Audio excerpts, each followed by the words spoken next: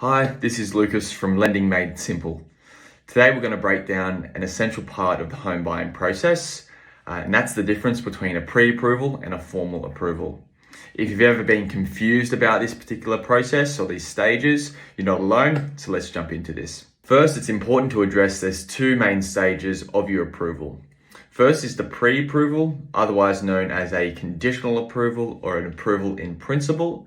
And then second is your formal approval or your full approval. So what is a pre-approval? A pre-approval allows you to start shopping for your next property.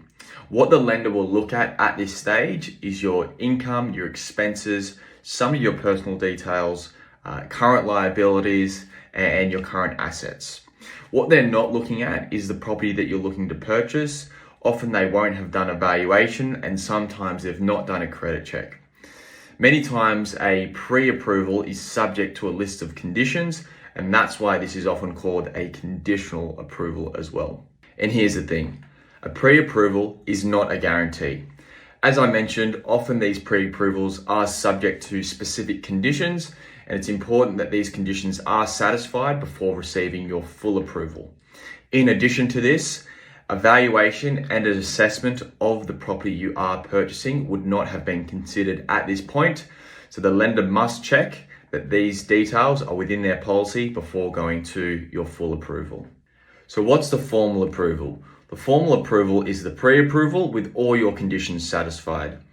In addition to this, the lender will run a valuation on the property you're going to purchase, and they will check that that valuation is satisfactory within their policy.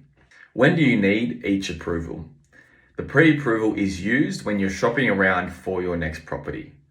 Although it's not a requirement to have this when you are shopping around, it does help to ensure a smooth purchase. If you are aiming to purchase via auction, many agents do require that you have a pre-approval. This way they know that you can actually go ahead with the purchase should you win the bid.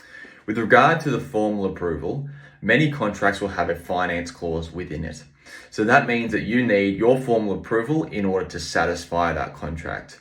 In addition to this, many contracts will have a cooling off period, generally 10 days.